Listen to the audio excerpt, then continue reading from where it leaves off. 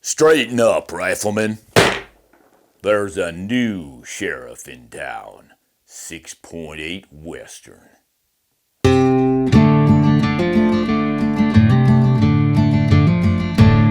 What? Another new cartridge? Are you kidding me? No, I'm not kidding. And if you think our gun and ammo manufacturers are going to stop inventing new products, you don't understand American marketing. And you probably eating the same Cheerios you were eating 30 years ago, 60 years ago, but it's always new and improved. And there's nothing wrong with that because we really have improved our cartridges. To suggest that all the new cartridges are the same old, we had them since 1898 and 1906, is being a bit disingenuous because we've really made some advancements, particularly in powders and bullets. So the trend these days is to fast twist rifling to stabilize longer bullets because we've begun to realize the advantages of the efficiency of avoiding wind drag. That lets your bullet maintain energy. Back in the middle of the century, last century, it was all about speed, which is wonderful, but if your bullet is inefficient, it slows down fast and you lose all that advantage. That's what's cool about the new cartridges, and this 6.8 Western is all about that. Now, I made a little cheat sheet so I wouldn't forget why this is such a great cartridge. So just let me run down the list. First of all, it's a short action. Everybody's crazy about short actions these days. What's the advantage? Not a heck of a lot, except for it fits in a rifle that's about a half-inch shorter.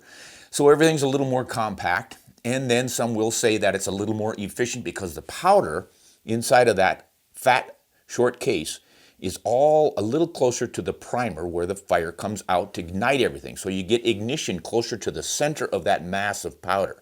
And that's supposed to give you a more efficient burn. It has a 35-degree slope on the shoulder. That's another important feature. For one thing, it keeps the flame from jetting out and hitting the lead where the rifling starts directly. Keeps more of it inside of the cartridge for a little more thorough burning inside. Whether or not that's true, I don't know, but it's cited quite a bit. It has no belt. And a lot of people think that's a big deal. You know, the old Magnums with the belt on it, like the 300 Win Mag and all the Weatherbys? Well, some people don't like that belt. They think it gets in the way of smooth feeding. I have never had any problem with them, but if you don't like belts, you might like this 6.8 Western because it doesn't have one. Hey, fast twist. This is set up for a 1 in 8 twist or a 1 in 7.5 twist barrel. It'll stabilize in either one of those, but it gives you the suggestion that they might even make longer bullets than what they're currently doing. And this one is a 175 grain Sierra Game King tipped. So that's getting that BC up around 0.616, pretty high BCs. So heavy for caliber, high BC bullets. That's all the rage, and that's what this delivers. It is also SAMI approved for high pressure, 65,000 PSI. That's about top of the heap out there.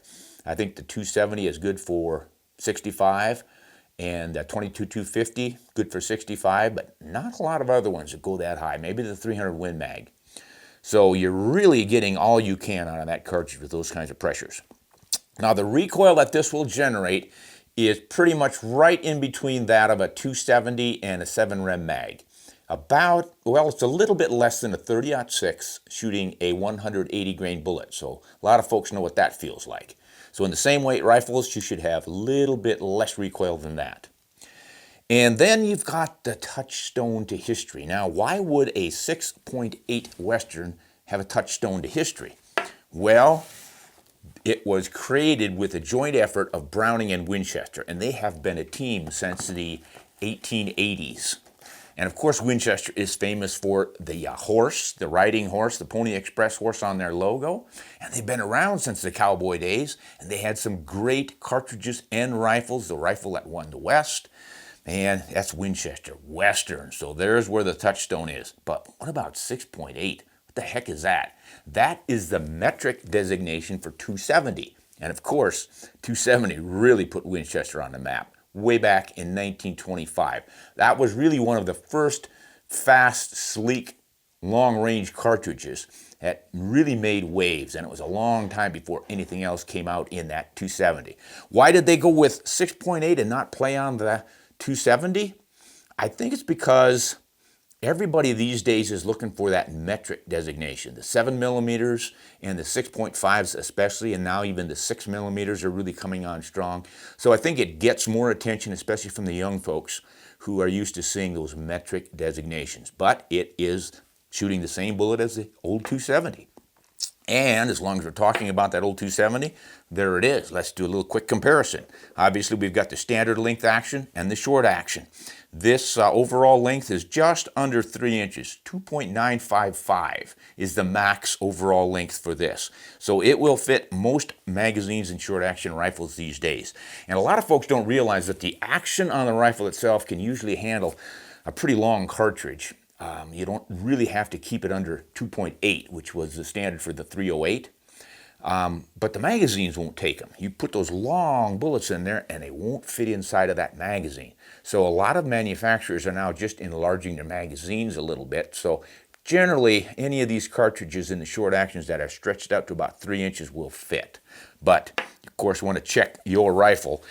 The rifles that are being made for this right now, well, they're both from Winchester and Browning. So Browning has the X-Bolt in about 5 different configurations, and Winchester has their XPR in about 5 formats, as well as the Model 70 in 4 or 5. So there's a lot of rifles out there to choose from. They're really making a push on this one because they are, I think, wanting to compete with the new longer short action heavy bullet cartridges.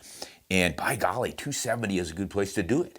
You know, so a lot of folks say, well, those 6.5s aren't really a heavy enough bullet for big game hunting. They're great for deer and pronghorn, but elk, a little bit iffy, moose, probably not. They get used for it, but for the folks who think they need a little more meat in their bullet, 175 grain, that's a lot more than the 143s and the 142s and 147s you get in the 6.5. So you've got a little more bullet there, which should give you some more oomph down range. They're also loading up some 160s. They're working on some 170s. They've got a nice 165 grain AccuBond long range that Nosler's making for Winchester in this load, and it has a BC of .620. So you've really got the reach with this cartridge, and falls in between that 6.5 medium cartridge, like the 6.5 284 and the 6.5 PRC, and the 7 rem mag. It actually falls right in the middle between the 270 and the 7 rem mag. So if you love the 270 and always wished it had longer bullets, take advantage of these high BCs, but you don't have the rifling, I don't think you're ever going to see the rifling twist rate on the standard 270 ramped up.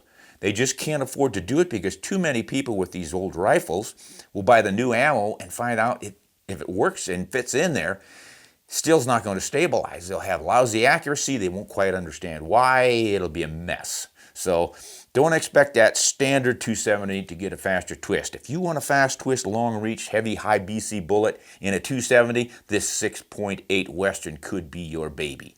Now, as usual, we're going to go to the tail of the tape. I've got my little chart here, and I'll turn that camera around. We'll look at some numbers and compare this to a lot of other popular cartridges roughly in that same category. And we're going to look at the maximum point blank range, the zero range for an 8-inch target, and the recoil levels in an 8-pound rifle, and of course the drop, drifts, any energy remaining, and we're going to do them all at 500 yards. So let's jump right to it. By the way, if this cartridge looks familiar to you, this may be why. This is the 270 WSM, Winchester Short Magnum. And all they did was take that case and shorten it a little bit, push that shoulder back, kept the 35-degree shoulder, sharp straight edges, just pushed it back a little more so they could handle that longer bullet. That's probably what the 270 WSM should have been in the first place. But back in 2002 when that came out, they really weren't quite at those high BC bullets yet. They were still in the maximum muzzle velocity and shooting the same bullets they had for the 270 all along. So 150 grain bullet and a 1 in 10 twist was about the best you're going to do in that WSM. But it's a great little cartridge for this very use. So I think they really picked a good one. It's got a lot of potential. Slightly shorter. I opened one of these up, took the bullet off, and I shook out 64 grains of a fine ball powder. So it's probably a pretty slow burning powder to push those big heavy bullets. And the bullet was, well, I'll show you a picture of how deep into the powder space that big bullet was pushing. And I think the one I pulled off was the 165 grain AccuBond long range. So let's look at that shot. Here is the 6.8 Western with the 165 grain AccuBond long range bullet pulled and the powder poured out. So you can see how far down that bullet was. You can see the start of the boat tail right there matched up to the start of the shoulder. And then, I don't know if you can see it from there, but right there's a bit of a mark where it was seated to depth. So let's move in one that's still got the bullet on it. You can get a bit of a comparison. So, you know, even though they've shortened it up a lot, you still got a long bullet that's protruding into some powder space, but 64 grains of powder are still driving that bullet 2,000, I think it's rated at 2,970 feet per second, which is pretty fast for a 165 grain bullet in a 270. Now let's put the original 270 WSM in there, and we'll get an idea with the seating depth of how much farther it would have had to have gone to fit into that. And that helps explain why they went with a new cartridge, the 6.8 Western. All right, here is our abbreviated tail of the tape. As you can see, we've got comparisons to several other cartridges that are sort of in the same class. So we zeroed each of them so that the bullets rise no more than 4 inches above our point of aim on an 8-inch target, and that will establish our maximum point blank range. And then of course we're listing our drops, drifts, and energies, drops in green, drift in black, energy in red, and we're just doing them at 500 yards to give you an idea. We're also having our recoil levels to let you know, and you can just study the chart and figure it out. But as you can see, the 6.8 Western with this 165 grain, and that's what I'm looking at right here, the AccuBond long range, that bullet has a high BC of 0.620, and as a result, here's your drops compared to the old 270, 3 inches less drop, and the wind deflection, about 1.5 inches. Not a huge difference, but look at the energy. That's what you gain from this pushing those bigger bullets. A lot more downrange energy. Extend the range out there, about there, 336. And as you can see, the foot-pounds of recoil in an 8-pound rifle, 24.8, and the 270 is 20.6. The 7 rem is 28, so it's just almost dead on the middle between the two of them. Give you some idea. Go with a heavier bullet, of course, and you ramp up the felt recoil a little bit, but you also have the potential to retain more energy. But look at here. It's not keeping as much energy as the 165. So what's going on there?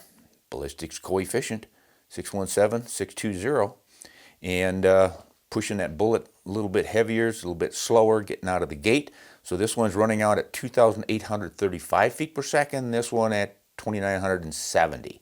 So there's your differences, but either one works darn well, and I've got proof of how well this particular 175 grain load works because I got to hunt with it last fall, and I am going to show you what I got and describe what I got and reveal what's hiding behind this little strip of paper right here, because I think it'll be quite an eye-opener when we compare the ballistics of the 6.8 Western to the 6.5 PRC. I think we've got ourselves a horse race. So stay tuned for our next YouTube video on the 6.5 PRC versus the 6.8 Western.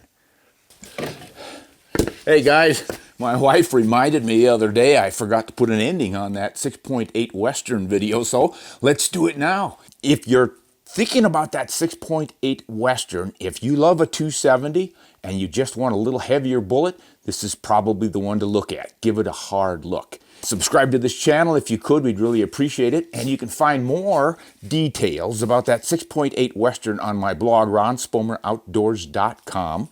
I've gone into much more detail there, so you can take your time and study the numbers. And stay tuned for our next video. It's going to be a comparison between the 6.8 Western and a close competitor, which might surprise you, the 6.5 PRC. I'm Ron Spomer. Thanks for watching. And hey, join our Patreon community if you get a chance. That really helps us produce these videos. And find us on Facebook and Instagram.